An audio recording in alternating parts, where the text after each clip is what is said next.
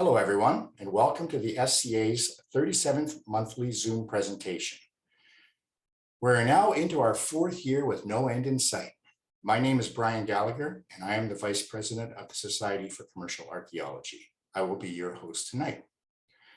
Welcome to all our guests, and particularly followers of the Society of Architectural Historians Philadelphia chapter, Docomomo US, Philadelphia, the Doo-Wop Preservation League, and any other new people we have tonight. We're happy you took the time out of your spring evening to watch an SCA presentation.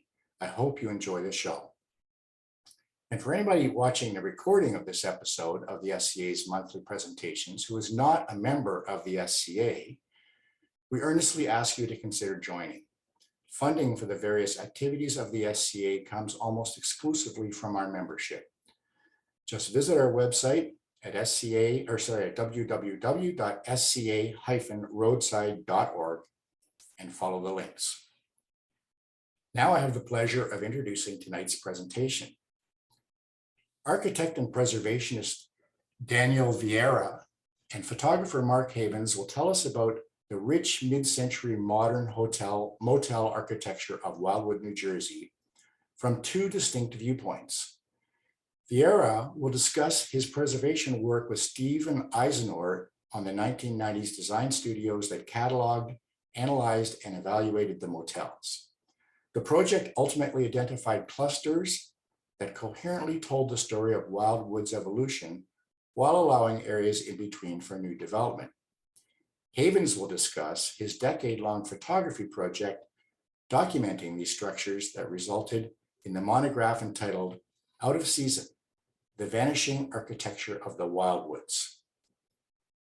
Daniel taught architecture for over 30 years in Ohio and is professor emeritus in the School of Architecture at Kent State University. He is the author of Fill Her Up, An Architectural History of America's Gas Stations.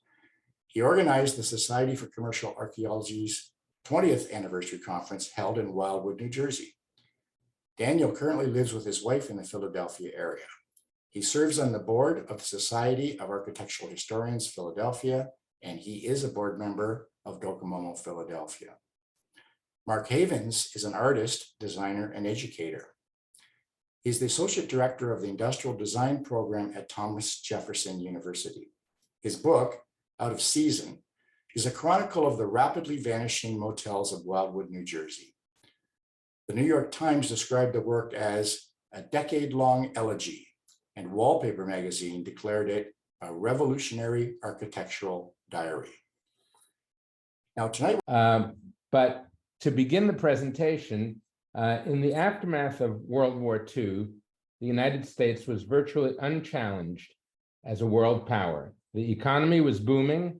The country reveled in a kind of opulence and innocent hedonism.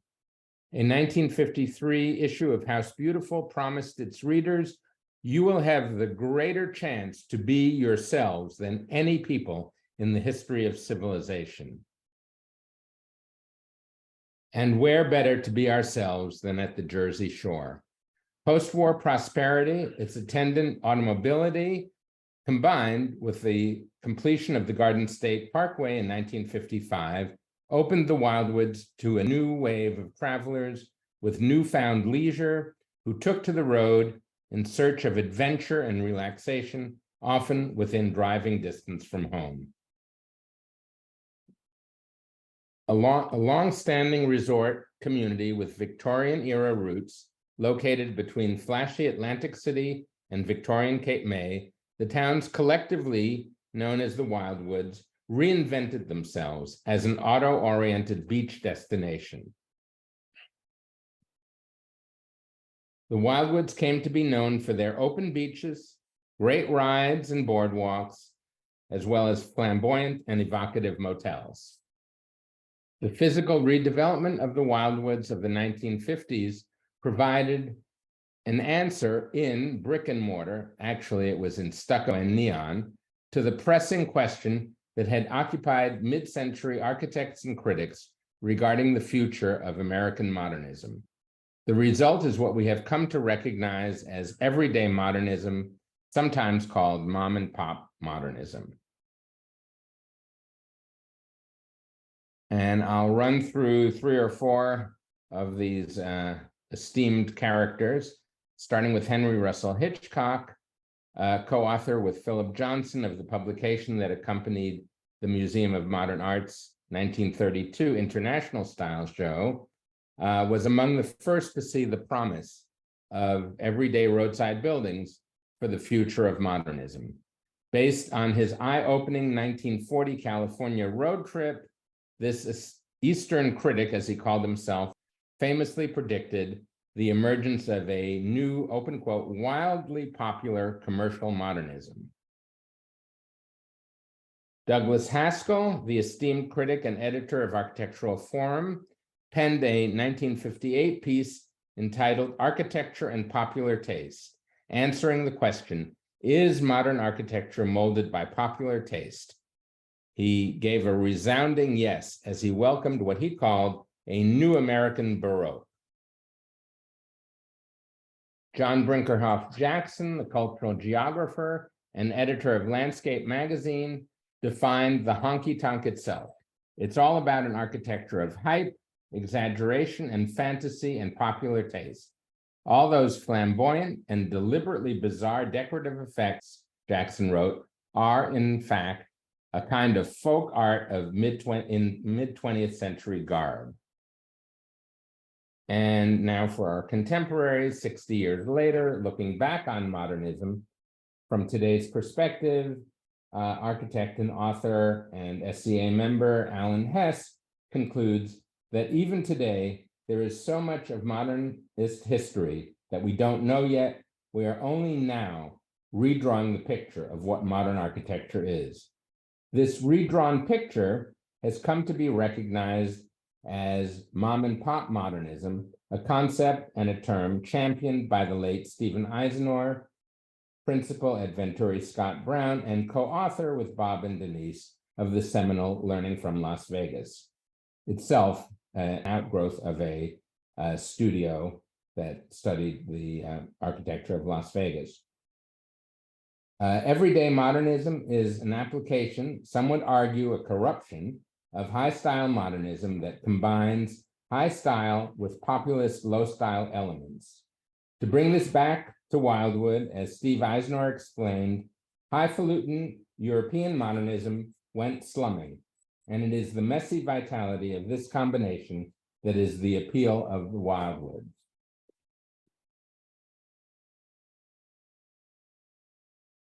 And here we see a collage of ubiquitous buildings made unique. There are 2 basic building types. There's the corner motel that we see on the left, starting with a rooming house that was somewhat dressed up like a ship, making its way down to the undecorated, as we see it here, corner motel in the lower left. And then the other type is the beachfront high-rise, and actually that evolved naturally because the beach at Wildwood grew, unlike Cape May and other areas where the beach was eroding, all of the sand ended up at Wildwood, and so there was literally a new set of large, deep building lots and a very deep beach that made it possible for 2 generations of buildings to live together. The largest intact collection of this form of modernism existed until relatively recently in the Wildwoods. There, motels sprang up like weeds, or as Phil Patton prefers, beautiful wildflowers. These motels evolved from the corner motels that we saw that were typically intrusions into residential fabric to the high rises that lined this new beachfront. And here we see pragmatic 2- and 3-story corner motels, where the most efficient way to get a family into a room, their car parked right outside, while offering pool and lounge deck amenities. The beachfront buildings focused on transitioning from auto arrival to beach living. Since both types were based on a consistent basic prototype, differentiation of the product was achieved by the use of flamboyant decoration that manifested itself in railings, roof lines, fins, and other applied ornament that complemented the signs, porte cocheres, and exotic names from faraway places, both real and imagined. And here we see a sampling of them that we will come back to. But in the lower left, you see the Chateau Bleu motel that is really just a simple corner motel that manages to reach out toward the street and beckon you in with a pretty elegant porte cochere. Here, a little more serious architecture of the inverted roof that also can be looked at as a seagull. And here again, and finally the Caribbean that has a auto-oriented spin on Morris Lapidus's famous stairs to nowhere in his Miami Beach hotels that actually led to no big spaces, but made a great setting for family portraits and wedding portraits. In Wildwood, the consistent ornament in this often chaotic panoply was the plastic palm. These trees typically grew out of distinctly non-Corbusian roof decks, usually perched above car parking and adjoining the swimming pool. It's not only the architecture, but it's what's in a name. In fact, Mark Havens and I played a game a while back, and we kind of tried to play a geography identifying these. And it's quite a challenge. It keeps you busy because you have the Stade, Cape Cod, and the Tangiers all in the same streetscape. And then you have a series of evocative names.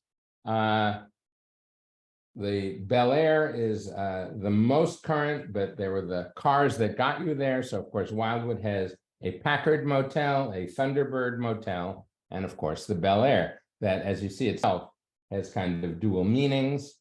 The doo-wop music heritage of Wildwood in this ebb tide motel spans from the 1937 movie Ebb Tide all the way through Tom Jones' rendition of the Ebb Tide dating from 1971.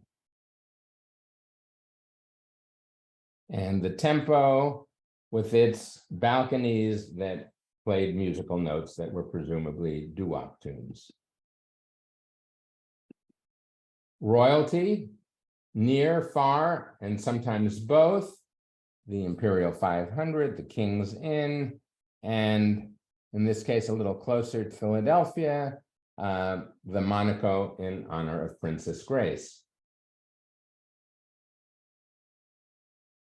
We had exotic destinations, again, near and far, from Florida to the Caribbean. So we had the Eden Rock and the Hialeah, bringing Florida a bit closer to Philadelphia, the Caribbean, of course, and the Tahiti. Sometimes the exotic and current events overlapped with Hawaii's statehood, as you see here. And we had the frontiers, both the new frontier, the space frontier in our space race, and you see on the right, the old frontier in the world of TV Westerns.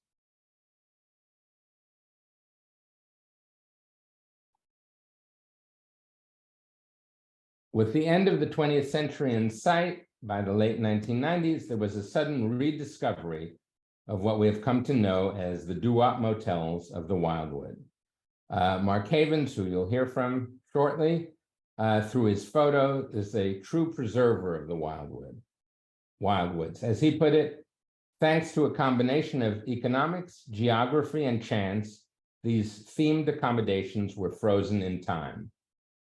In 1997, the Society for Commercial Archaeology held its 20th anniversary meeting in Wildwood.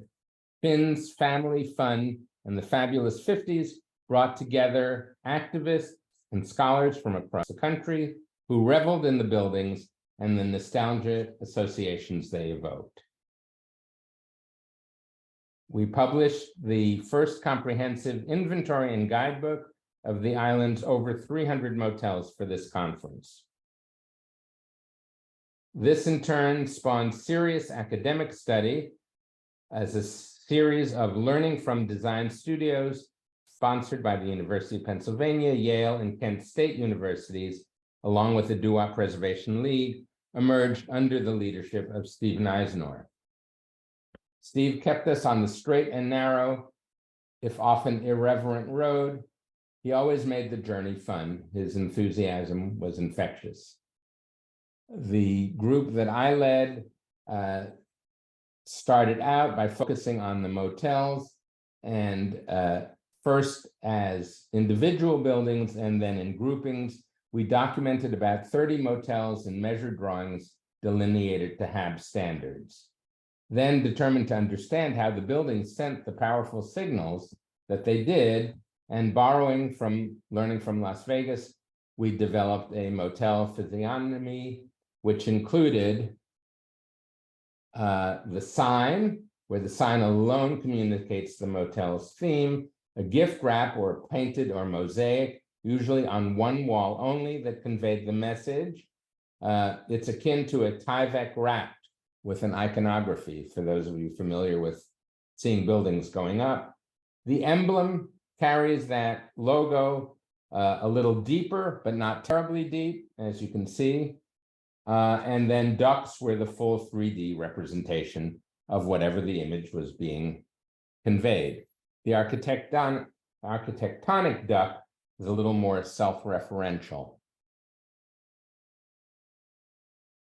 We did a final study. The studios did a final study, and our bottom line was not to be too polite in either our graphics or our analysis of what we saw.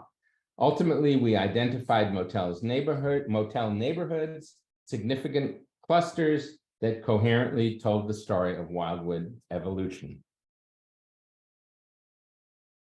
And here you see a map. And we also identified the areas in between these neighborhoods and designated them for potential new development. This strategy included encouraging bright lights, sign minimums rather than maximums, and idiosyncratic resort imagery. While the imagery of a bygone era's popular culture had a nostalgic charm, we encouraged both updating and playing with this imagery as a way to keep the mix of the past and the present that would ensure a viable future.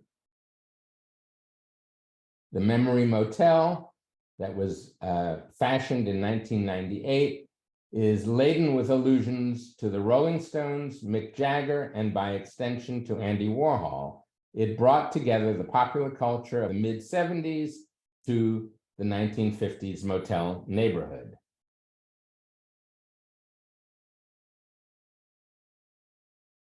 The Palms was a proposal to combine the Jolly Roger, that you'll see far more elegant photos of in a few minutes, with the beachfront high-rise across the street. And this was an attempt to tie the two together and make a more efficient and cohesive and updated design that had an entirely new imagery superimposed on it. The areas in between the proposed motel neighborhoods, or dead zones, were critical to the future. Could there be a way to employ the techniques that made the Wildwoods what they were applied to contemporary development? Victorian era houses had given way to bungalows that in turn gave way to motels that evolved from compact corner affairs to high rises lining the beach. While we could not anticipate what the next type would be, we could accommodate it. Whatever this future development, since owners of existing motels in designated neighborhoods should not be denied the potential for the rewards of new development, a system of transfer development rights would have to be implemented. Not only would this prioritizing strategy entail letting go of part of the Wildwoods, but it brought with it a significant logistical challenge. That made traditional preservation and potential National Register listing appear to be a simpler and their more attractive alternative. As a result, the Doo-Wop Preservation League chose to pursue this more traditional preservation strategy. Preserving this fragile fabric, however, proved elusive.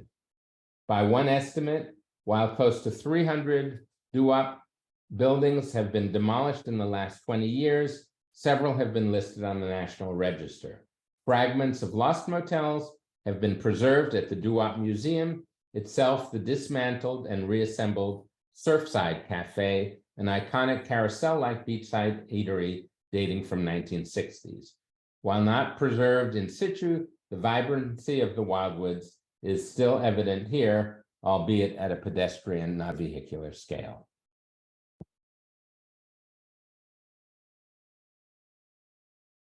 Finally, within the last few years, a new, more inclusive approach has emerged. We are trying to pick up the pieces to figure out a preservation strategy that works, explained Taylor Henry, chairperson of Preserving the Wildwoods. This group, which recognizes the diversity and breadth of the Wildwoods history and building stock, is responsible for getting the Wildwoods recognized as one of New Jersey's 10 most endangered places a few years ago. Within the past few years, they successfully concluded a GoFundMe campaign to save a far more modest, but equally iconic, if less celebrated, part of Wildwood's every man's vacation saga in the form of a tiny A-frame cottage. While we lament the losses and applaud the various efforts to preserve, we must recognize the importance of a changing environment while recording the old in a manner that allows us to better read the existing landscape, a landscape that reflects who we are today.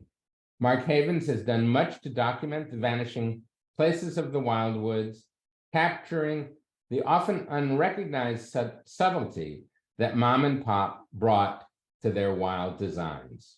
A number of Mark's photographs were taken at the end of their motel's last season, just prior to demolition. As he explains, these motels were empty, not because the summer is over, but because we as a culture have moved on. And now I'll turn it over for the really beautiful images to Mark. So if you hit share there. Okay.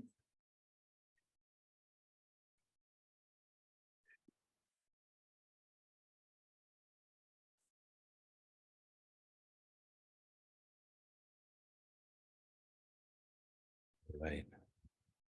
Hi, everybody. My name is Mark Havens, and it's a real privilege to be speaking to you this evening and to be alongside someone like Dan. It's a real thrill for me, and I appreciate the chance to share my project with you. It's entitled Out of Season, and it resulted in a book of the same name. And while I've had a lifelong love of modernism, I'm not an expert by any means. So I'd like to start out with a quote from Joseph Giovannini.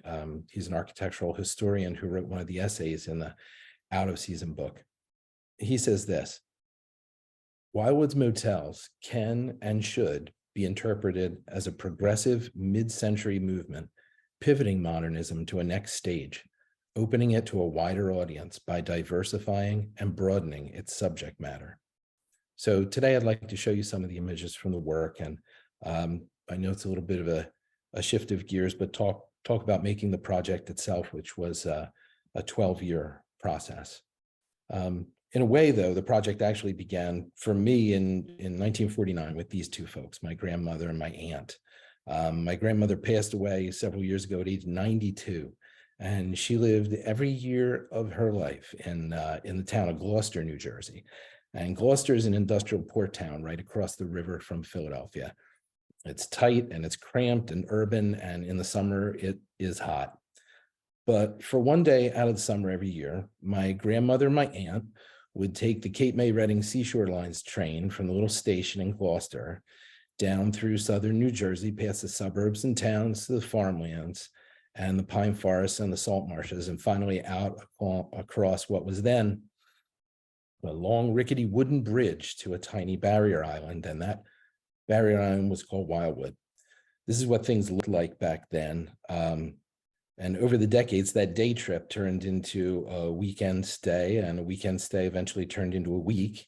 And back in 1971, my family started going down as a group for a week of vacation every August.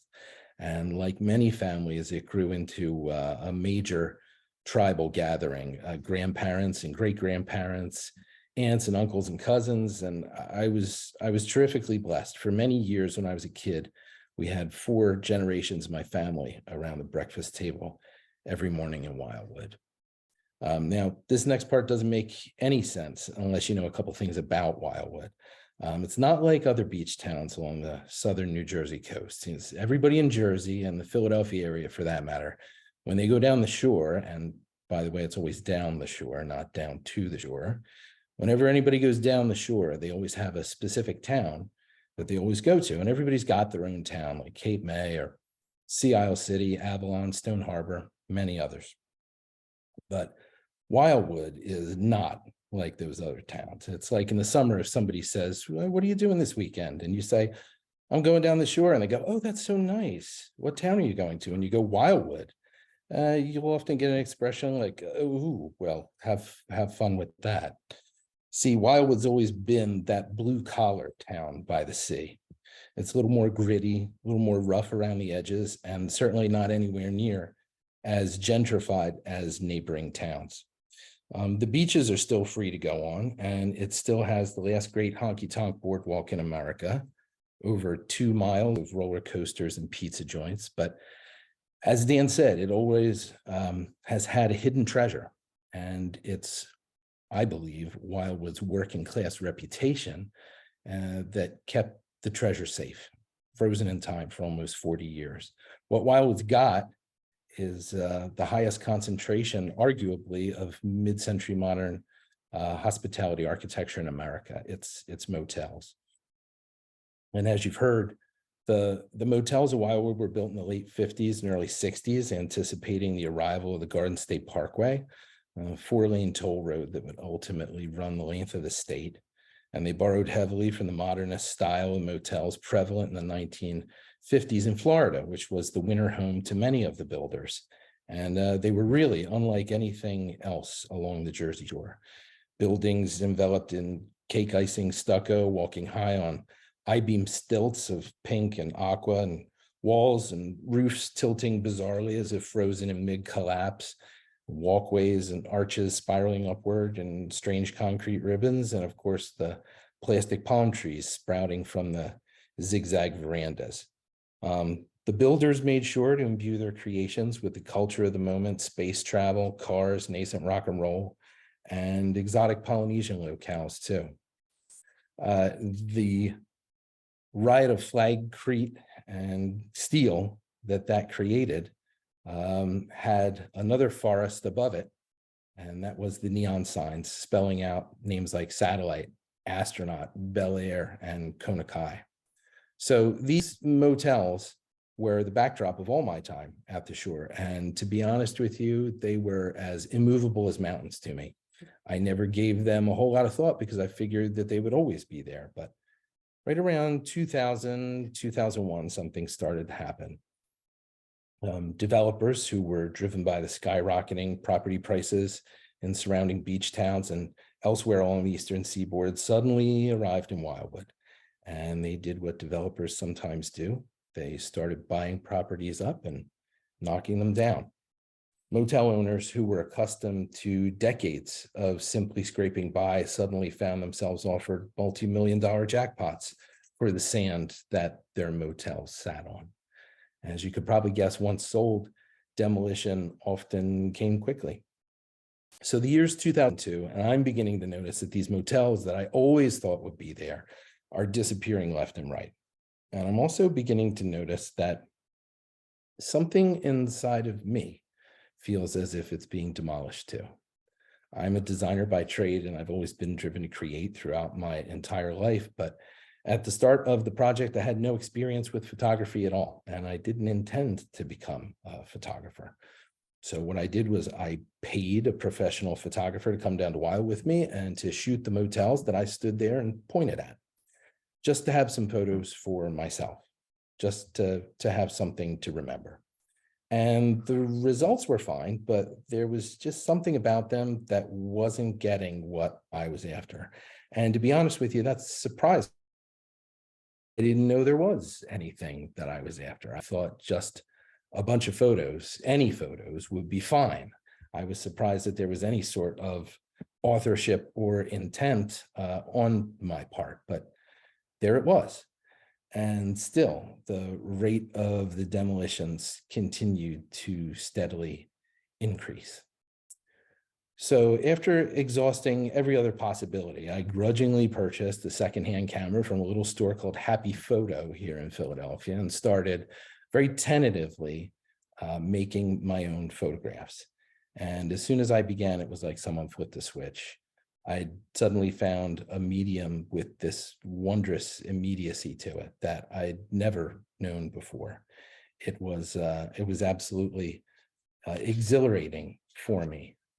I felt in a lot of ways like I'd been given wings, and that was despite the photographs that I was making at the time being pretty terrible. The point was that I'd found this new form of expression that absolutely engulfed me. As I said, the demolitions were much more frequent when I began. Each time I would take a trip to the island, it seemed like I was greeted with a new dirt lot where motels had been just a few days before. And so it was a little bit of a difficult circumstance to try and learn, and a little bit like trying to figure out how to be a doctor by working in an emergency room. There was just no room for error. If I got it wrong, which I did quite a lot, there was very little chance I'd get to try again. The motels were disappearing that fast. I remember a couple of occasions during that time when I'd photograph a motel, but get some part of the process wrong somewhere and not get any usable images. And I'd return again, only to find that the motel had been demolished.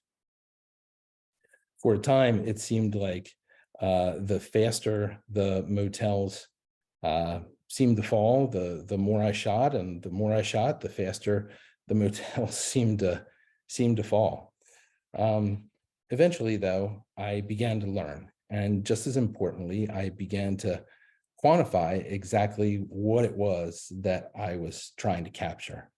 The deserted nature of the photographs, which turned into a primary component of the artistic statement I was trying to make with the project, actually started as a practical measure. I began by photographing motels during the tourist season, but I soon realized that even a single car parked in front of a motel obscured a huge amount of what I wanted to show. And I then tried photographing deep into the off season, but then the motels were fully closed up and dark, almost featureless. And eventually I figured out that there were only two very small windows when it was possible to make the images that I envisioned. Just prior to the beginning of the tourist season at the beginning of May, and just after it concluded at the end of September. Only then were the lights on and the pools full and the chairs and plastic palm trees out, and yet no one was around. So once I began to shoot photographs that were devoid of people or activity of any kind, I realized that that isolation actually clarified these bold architectural forms, and more importantly, served as a sort of analog to the larger situation, which, as Dan mentioned, many of these buildings are empty, not because the summer is over, but because we as a culture, for better or worse, have moved on in a lot of ways. I realized that what I was actually trying to do was to bring out the interplay of an idealized past and its inexorable disappearance. In a lot of ways, people do inhabit these images, but only by inference and an illusion. And in many ways, it's this physical absence from which the work draws its strength, I think. I discovered that the impressions are made at a more elemental depth, sort of echoing that universal of all human experiences, the passage of time and what's left in its wake. One of the things that I really grew to appreciate as I worked on the project was the combination of aspiration along with humility that I found in these buildings. They were built at a time in our culture where the possibility for your average worker to actually get away for a few days was a relatively new thing. And, you just have to look at the names of these places: the Caribbean, the Bel Air, the Waikiki, the Isle of Capri. The people who stayed in these places could never have actually afforded to go to those locales, my family included. They couldn't afford to go to the Caribbean, but they could just barely afford a few days on the AstroTurf around the pool at the motel version of the Caribbean in Wildwood. And I find something terribly endearing about that. Jamer Hunt, who is a professor of transdisciplinary design at Parsons, wrote another of the essays in the book, and in it he states, "For the working and middle-class families that flocked to Wildwood's motels year after year, the island was their own fantasy land. The exoticism was wallpaper thin, of course, but that didn't diminish the attraction. Wildwood was more than eye-popping extravagance. Compact, simple in plan, and cheap to build, its motels were always honest, at least. Their fakery and simulation was explicit. It was part of the deal. Beneath the glitz and glamour, though, they were modest dwellings, fitted out with details both antic and refined. And those humble, simple details really run the gamut, from color-coordinated ashtray plinths to painted parking bollards that turn huge swaths of plain concrete into design elements, to a contrasting color strategically placed in the vinyl strapping of a patio chair to accentuate the line of a window. And all of it with the goal of differentiating your motel from the others. So this is the Surf Haven Motel. You can see here in the background of the neon sign, there's a vibrant, almost electric blue. So is every windowsill and room door on this motel. And when I was photographing it, the owner came out to me. The first thing he said was, he looked at me with my camera, he said, "You like that blue, huh?"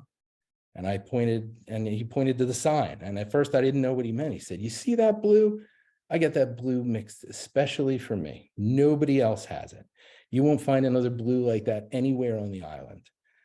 It wasn't so much the motel itself was what he was proud of. It was the way that he'd found to differentiate it from all the others in this simple and profound way.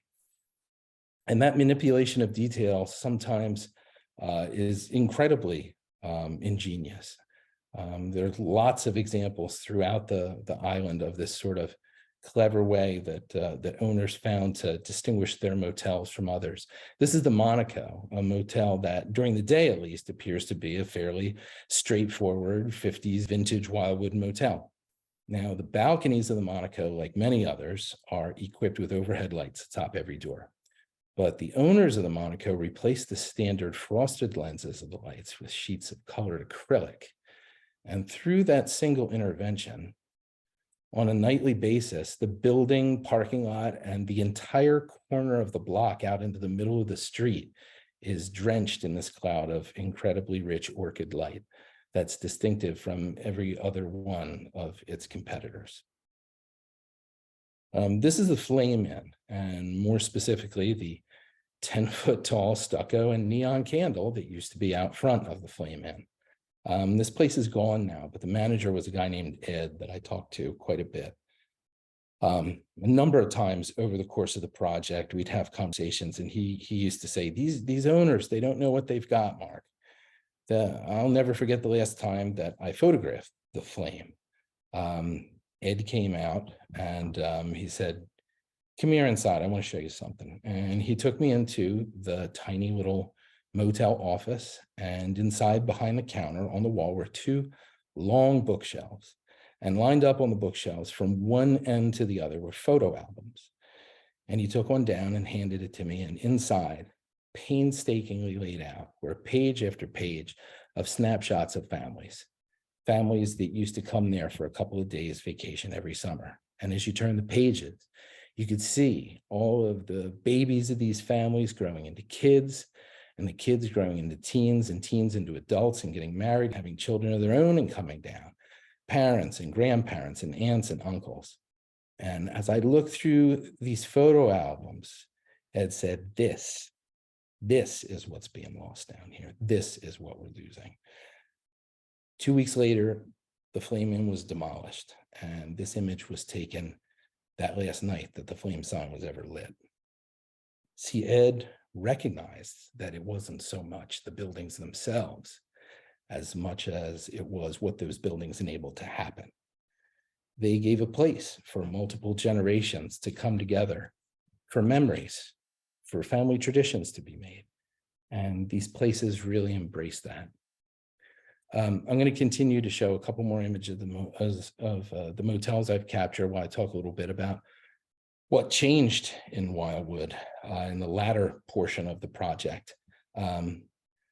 When the housing bubble burst in 2007, the recession stopped the full-scale demolitions dead in their tracks by and large. But as the economy eventually started moving again, so did Wildwood. And at that point, the wholesale change began to come in a different form, what I've taken to calling a sort of condoization. A motel will be purchased, and instead of demolition, all of its identifying characteristics will be removed. The neon sign will be taken down. The ornate metal railings will be removed in favor of code-compliant PVC or the like. The building's usually given a peaked shingle roof and swathed in beige vinyl siding. And each motel room is then sold as its own mini condominium. Of the more than 400 motels that dotted the 5-mile-long island at the peak of the era, by my count, less than half are now standing in any form. And for many of those that are left, the future remains in doubt. Still, there are a number of bright spots, motels like the Caribbean, the Bel Air, Shalimar, and Imperial 500. They really demonstrate that it's possible to maintain their unique characteristics while updating to offer more of what current vacation goers expect. But it takes an owner with vision and an awareness of the key differentiators of what they have and a sort of curatorial approach to them. I'd like to end with another quote from Giovannini's essay. He wrote this about the overall value of these places. These buildings were open rather than closed, public rather than private, extroverted rather than introverted, populist rather than elitist, and temperamentally exuberant rather than self-contained. The motels were not just commercial ventures aimed at a bottom line. They were imaginative and even brave efforts at pushing modernism to another stage in its evolution. The unique circumstances of Wildwood made it a petri dish of architectural experimentation. Wildwood provided a culture and a context in which modernism could mutate. This mid-century modern city on the Jersey Shore marks a high moment in American commercial architecture, when in what seems like a process of spontaneous combustion, industrial modernism was given imagery, narrative, and new direction. Thank you.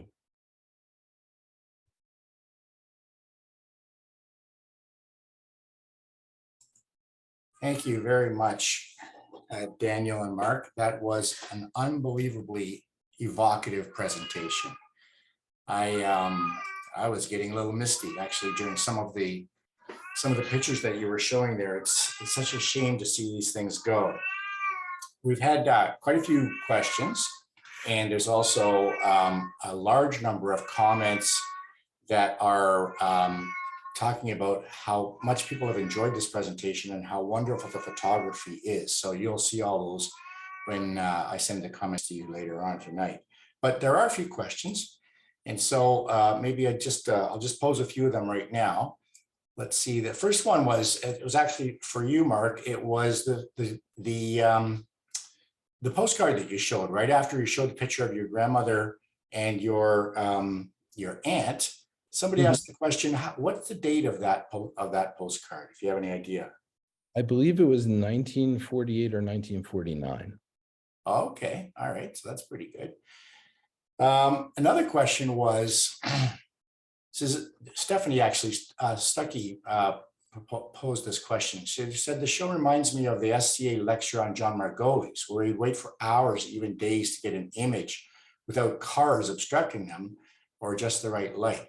That's what makes these images so stark and stunning, the absence of modern cars and people. Did you have any comment on that, Mark? Yeah, that was something that, as I mentioned, sort of evolved throughout the course of the project. You know, I had thought when I began the project that, you know, summertime was it. That was the time to shoot these places that, you know, are in full swing. But, you know, when they're there, they're places that are designed for people, and the people, you know, park their cars and SUVs and they throw their beach towels over the railings. And, you know, it was very difficult for me to show any of the architecture. And then the project swung the other way, where I thought, okay, well, if I can't get it in the summer, I know there's a 9-month off season where they even turn the traffic lights off in Wildwood. I'll just get everything I need then. But the lights were out, the chairs were taken in, the palm trees were taken down, and the pools were drained. And while that modality of Wildwood and the motels, I think, has a stark beauty all its own, it wasn't what I was after either. And so that's where, after a couple of years, and this is one of the reasons the project took so long, was that it's really just 2 weeks at the beginning and end of the season, the sort of shoulder seasons that you can that you're able to shoot, and that there's an owner still there to make friends with and ask to take their one remaining car out of the parking lot and park it across the street, or keep the neon sign on for another 10 minutes because they're all on timers. And so that was something that sort of grew throughout the project. Okay. Gerald Martin asks the question, have any modernism conferences and or festivals been held in Wildwood as a way to focus attention on the heritage? And the similar things apparently have happened in Palm Springs, California. Not recently. I think the Doo-Wop Preservation League had some events. I know they tried to encourage preservation by issuing a handbook on how to best preserve your Doo-Wop motel, but I don't think anything in relatively recently has taken place like that. It's a good idea, though. Okay. There's a few questions here about whose kitten is making such a ruckus in the back here. That's my cat, and I put her outside the room because she was threatening to make a commotion, and now she's upset and disappointed. I guess she wants to see the rest of the presentation. Anyway, sorry about that.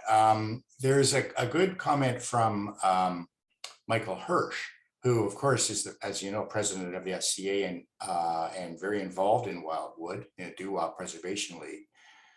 He makes the comment, historically significant and not protected. Could you talk about why is there no ability to historically designate these buildings and protect them? It's a good question. The Wildwoods are really made up of at least three distinct municipalities. And the governments are very independent, and the constituents for the government are really kind of transitory.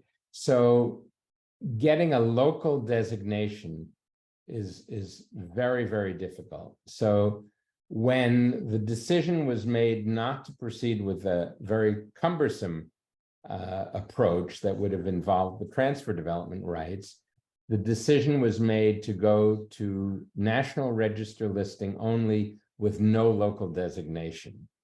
And all that does is takes, it does not actually meet, it doesn't really protect the buildings from demolition. The only way to protect a building from demolition is by not issuing a demolition permit. And that's something that only the local government could do. And for a series of reasons, it never happened in any of the municipalities. So what ended up happening was just the National Register. And so there are tax incentives for preserving and no mechanisms for preventing demolition. Okay. I have this is a representative comment. There's dozens of them on here. It's from Michael Eisno. He says, if all the mics were open, as you know, everybody's been muted except yourselves, you'd be hearing a ton of applause, a terrific presentation. And there's lots of comments like this. You'll see them later. Stephanie Stuckey poses a good question. I don't know if you can answer it. Mark referenced a few hotels that had been well preserved. Which ones would you recommend that we stay at if we wanted to visit?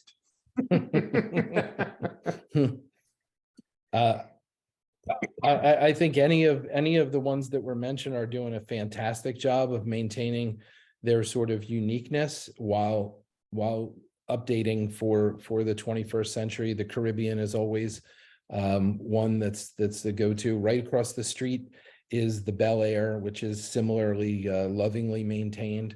The Shalimar is a great one. The Shalimar has actually pulled off the feat of adding an additional story to the top of the building while maintaining that whole 1950s feel and all of the uniqueness of the facade and the materials. They've done a great job. The Imperial 500 is great. Those are the ones that come to mind for me first. I'm glad the Bel Air is still there. Yeah. Good. Well, and our viewers tonight have a bunch of their own suggestions, so you'll see those that are in the chat as well. Some of the same ones that you mentioned. An interesting comment by Allison Baker. She says, you touched on this a bit about the vicarious ability / fantasy of traveling to places like the Caribbean or Hawaii by going to the Wildwoods. So I'm particularly interested in the quote tropical ideal of the themed motels that represented Hawaii, the statehood especially, Tahiti, the Caribbean, etc. Do you delve further into this in your book? Not any further than the photographs that were already shown. Some of the features of those motels at the time that I was photographing had gone away. One of the things that stands out to me is the Konakai, which was actual lava rock facade motel. It had these gas-fired tiki torches on every corner of the building. And I mean, when those were cranked up, I mean, it was a street corner to remember in Wildwood. Unfortunately, the summer that I was able to photograph it was the actual last summer that the motel was standing. So yeah, there's a huge array of the sort of Polynesian feel motels. One of the ones that's still there is the Royal Hawaiian, which I did not include in the photography tonight, but it's got an analog of that sort of famous revolving restaurant above Waikiki. It's got sort of this flying saucer windowed top to it. And there's some of the Polynesian, I would say the Polynesian motels were some of the ones that took all of the placemaking to the furthest extent. And the gas torches and the top of the Royal Hawaiian are two aspects that come to mind. Okay. I don't know if the audience can see Daniel because we're using your computer, Mark. I can see Daniel, but I think people need to see Daniel, what Daniel's wearing. So there you go. He's got his Wildwood shirt on. This is a Maury's shirt. If I were able to operate equipment, I could operate any of the rides right now. Oh, that's great. I'm glad you're dressed for the occasion. Daniel, would you like to, well, I have a question, and then my question is, I guess probably more for Daniel, and that is, in many areas of especially of the USA, that you find that the motels, we talked a lot about how the motels are disappearing because the developers are buying them up, turning them into condos, or they are being turned into condos as is. But do you have the situation of the motels just being abandoned and left to rot and basically turning into derelict buildings? I don't think that happened at all. I mean, I think, you know, the neglect was a very benign neglect. Things kept running and the motels kept operating, but there were no abandoned motels. I think then the real problem in terms of preservation became the pressure to redevelop. But I think mom and pop or their families really, by and large, kept all the motels operating fairly successfully. Okay. Interesting. That's good news, because I just came back from a trip to Detroit, and I don't know if you've been there. It's certainly not the Wildwood. It's not a tourist destination. Well, it is, but not the same way. And of course, there are hundreds and hundreds of buildings that are just derelict, and it's heartbreaking to see it. But anyways, so that's good news. Dana Scott says, great presentation. The sitcom Schitt's Creek sparked a reinterest in old school motels. It's too bad it came after some of these were destroyed. And I might say that Schitt's Creek is a Canadian production, so that's good.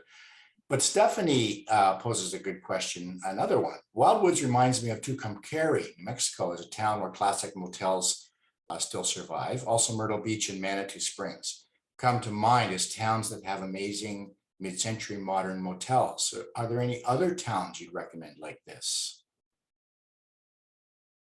We are anxious for any recommendations.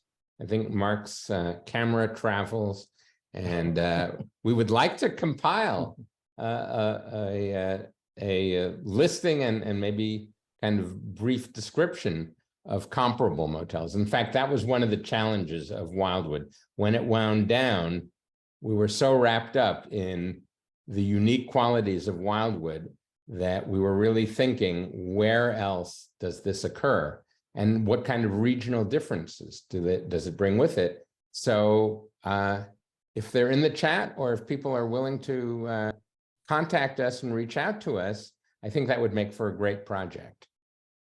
Okay, well, somebody mentions Wisconsin Dells in Wisconsin, Breezewood, Pennsylvania. The one I thought of, which is a sad example, is I was recently in Miami Beach and spent a lot of time biking around there, and you see a very few old style motels left, especially along the beach strip, and everything else has been replaced by towering condos. So it's, I mean, I don't know that Wildwood would go as far as that, but it's a precursor of, or it's an indication of what might come, except that's a little different situation down there because of the winter, I guess. Yeah. Mark, do you want to, I wish you would, do a little promo for your book? Like, how can people get it? Oh, sure. It's called Out of Season, and it's published by Booth Clibborn Editions and distributed by Abrams Books out of New York. It's available on Amazon. But unfortunately, Booth Clibborn Editions went out of business during COVID. And so while it is available on Amazon, it's definitely not the sticker price that we envisioned anymore. And I am looking to reprint the book in a second edition, augmented with some additional photographs. The project over the 12 years ended up topping right around 13,000 images that were shot. And there's only, I think, 126 in the book. So we dearly love to reprint the book in a second sort of expanded edition. And yeah, if anyone knows of an entity that would be interested in republishing the book, that's that's what we're looking for right now. But it is available on Amazon and Barnes and Noble and other resellers, eBay, lots of places. But Booth Clipboard is out of business as a result of COVID, so we're looking to reprint.